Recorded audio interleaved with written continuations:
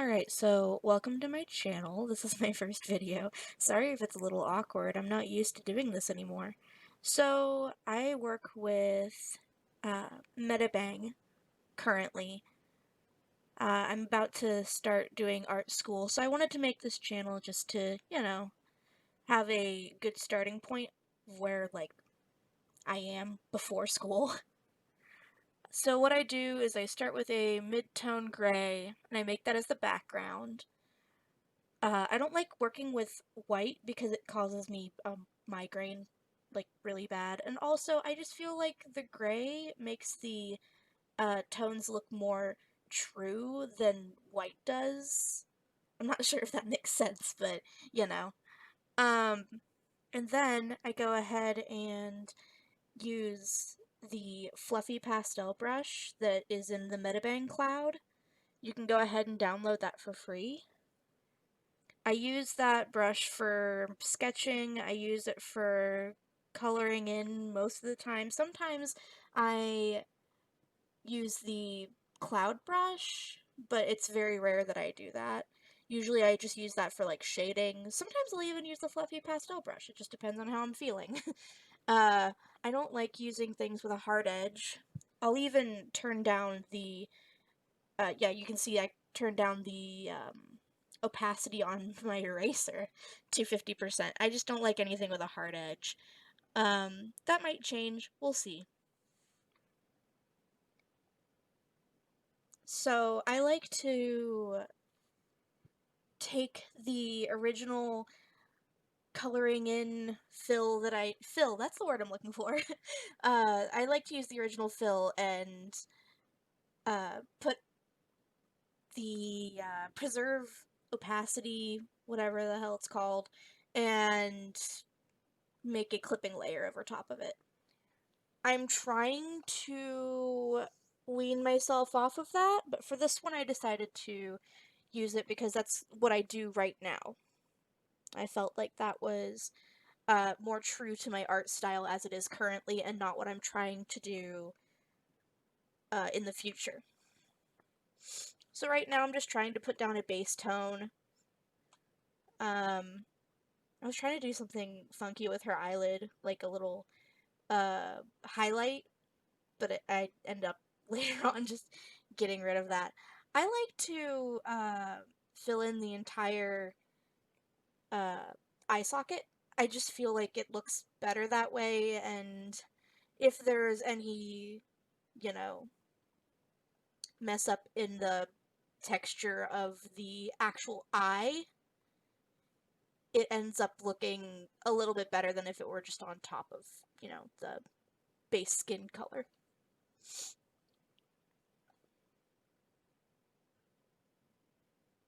So currently right now I use a Huion tablet.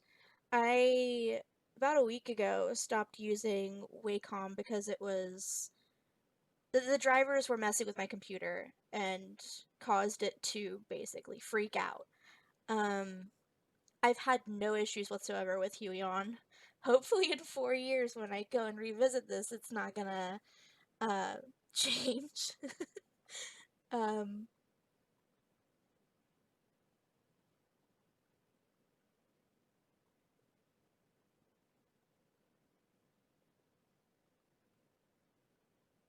and I hope this is useful for other people and not just, me in the future looking back at this as kind of like a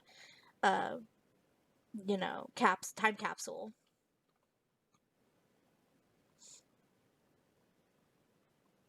I'm hoping in the future I'm a little bit better at character design because I feel like everything I do right now all looks kind of samey. Also, posing. I have a real issue with posing. um, I draw everything pretty much in three-quarter view profile. Um, and it's just been a problem for about the 10 years I've been drawing.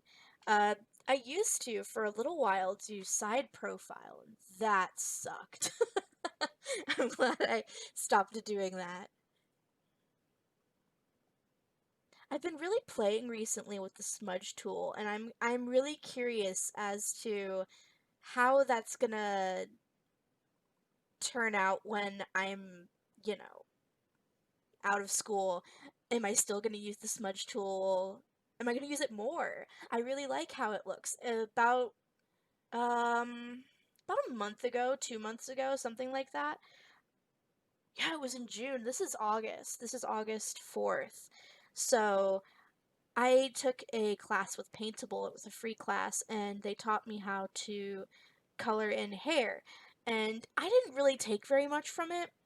It was it was a good class. It wasn't taught in a way that was right for me. I took some things from it, like how to use the smudge tool. Um, but that class kind of kickstarted me into, oh, I need to go to art school. I need to just make this a little bit more professional.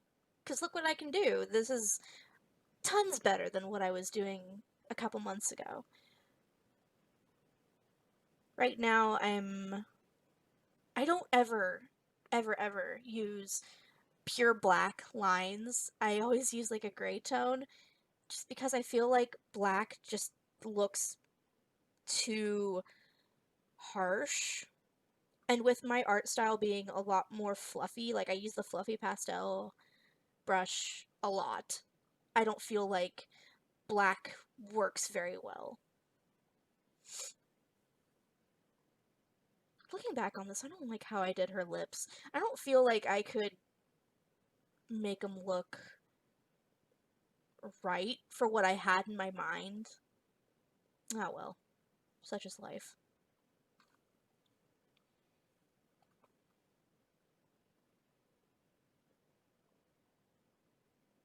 I will admit though, I am really proud of myself right now for giving her another expression. I went ahead and I've been watching some of like art YouTube a lot. I've been watching Dave Greco, been watching Prickly Alpaca, and get a lot of inspiration from them. Mostly with Prickly Alpaca, it's my IRL sketchbooks. They just kind of have one drawing per page, and it's just boring. And I don't have any inspiration with it, and I've taken a lot of inspiration from the way they basically formulate their books. I've added a lot more color. I've added a lot of like splotches of background. Um, I've been using squares of acrylic paint, which I would have never thought to do, but it just elevates the picture so much. Um, which makes sense because I'm used to drawing on midtones with digital. So it makes sense that I wouldn't be able to draw on white canvas with, um, you know, like traditionally. Does that make sense? Am I rambling? I'm probably rambling. So what I did here is I put part of her hair in the background and a layer in the background just because I didn't want to be messing with the line between the hair and the ear and the hair and the side of the face. It just annoys me. I have to go back and fix it, go back and fix it, go back and fix it. And even with a mask, I just don't think it looks very well. So I just decided to, you know,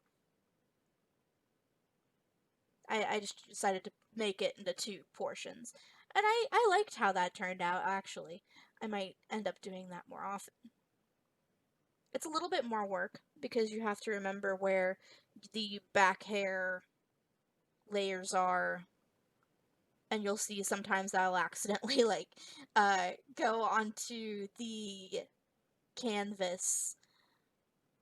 uh I'll start shading or drawing hair texture uh for the background pieces, but I'm in the foreground and it's just ugh, it drives me nuts. It's in the moment, but I like how it turned out, so it might be worth it.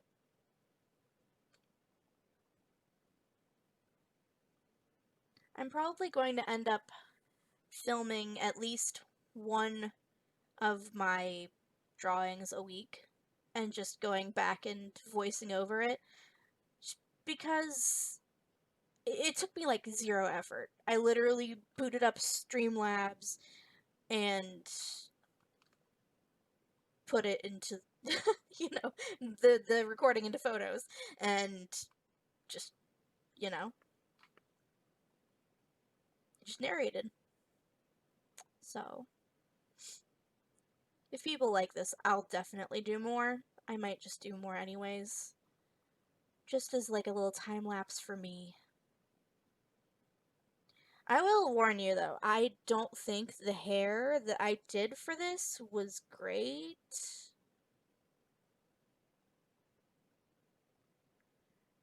I'm just fixing up the shadows.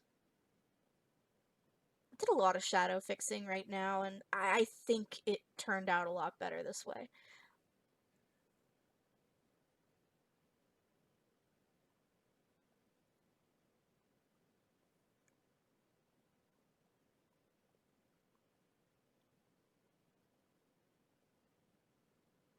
This piece was a real struggle for me because if you know me, I'm actually colorblind. Some tones of blue and purple, they don't show up very well for me.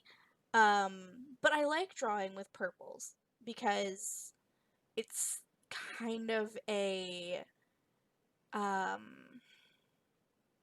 it's a way for me to challenge myself to overcome the color blindness and just see tone.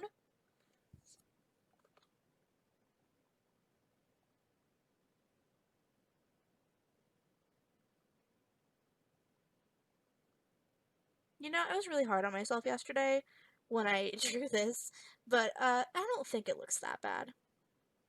I feel like we're all like that sometimes. Uh, Especially when we're trying to do something to show other people. If it doesn't turn out perfectly, you're just like, how dare I put this out? I think it looks okay, though. It's definitely not my best work, for sure, but I think it looks okay.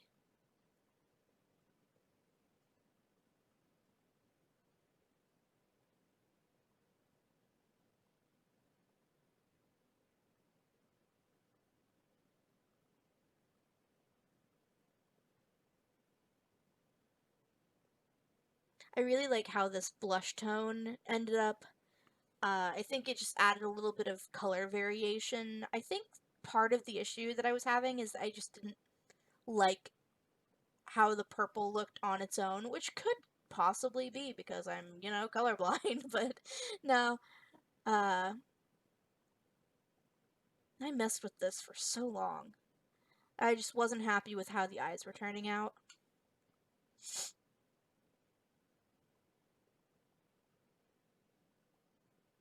So in the future, I'm hoping to possibly practice a little more with tone.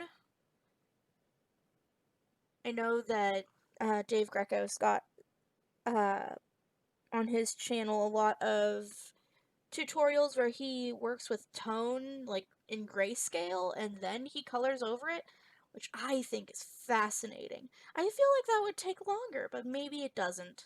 Maybe I'm overthinking things. I definitely want to try that. I might end up doing that at some point in the next week or so. It just depends on my schedule because we're renovating right now.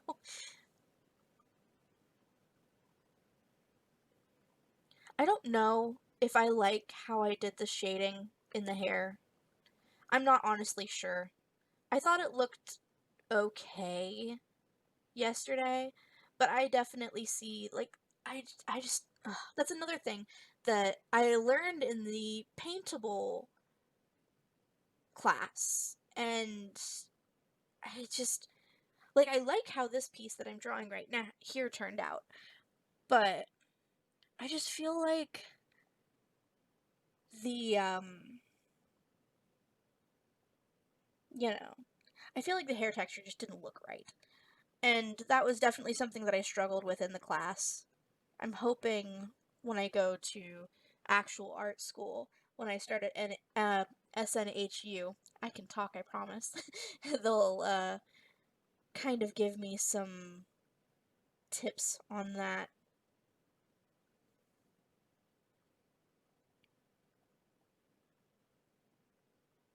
Yeah, like those smaller pieces of hair, they turned out great.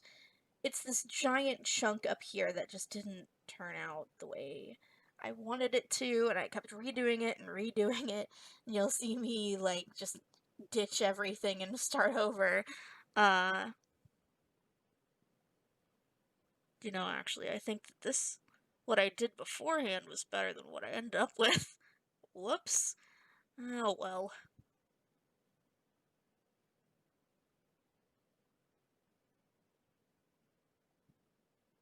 Yeah, see, I just kind of ditched everything. Started over. I started over with a bigger brush because I just didn't like how textured it was, I guess. Or not textured. I didn't like how small the lines were. The texture of the hair looked wrong. That's what I'm trying to say.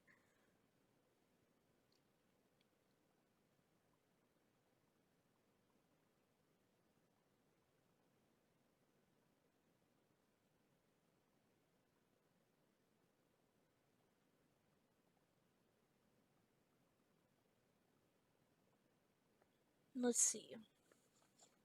What else is going on in my world right now? I'm really, um,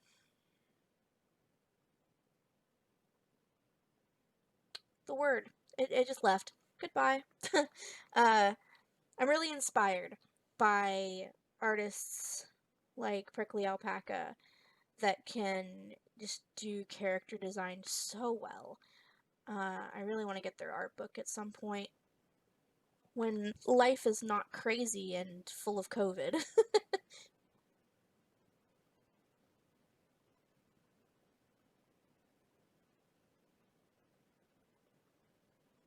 I'm also really inspired by the character design that people like Dave Greco do. I just, I struggle a lot with character design, making everything samey. I think I already said that.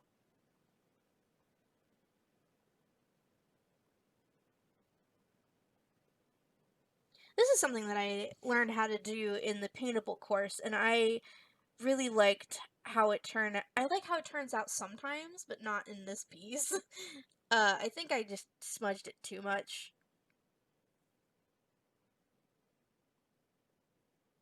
I also need to rely a lot less on the blur tool.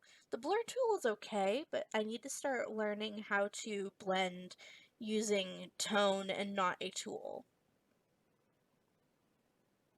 I feel like that shade could have been a little bit sharper, but okay. Yeah, like that. There you go. Talking to past self.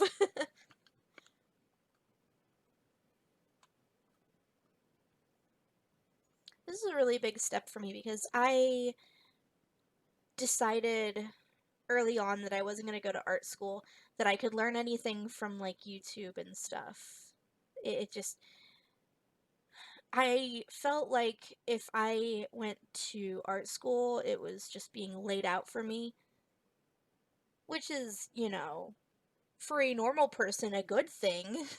I'm just a tryhard. um, Also, I just felt like it was a waste of money. But I had kind of an epiphany a few months ago where I was like, my art's not getting better. It's getting better, but it's not getting better at the rate that I would like it. I can only progress as fast as uh, the content will allow me. The content that I put into my brain.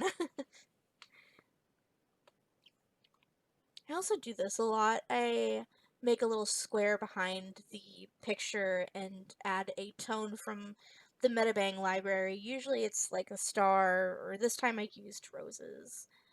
It just kind of elevates the piece a little bit. I feel like I use it as a crutch, so I might stop. And yeah, that's it. That's basically it. I'm just cropping now. Thank you for joining me in my first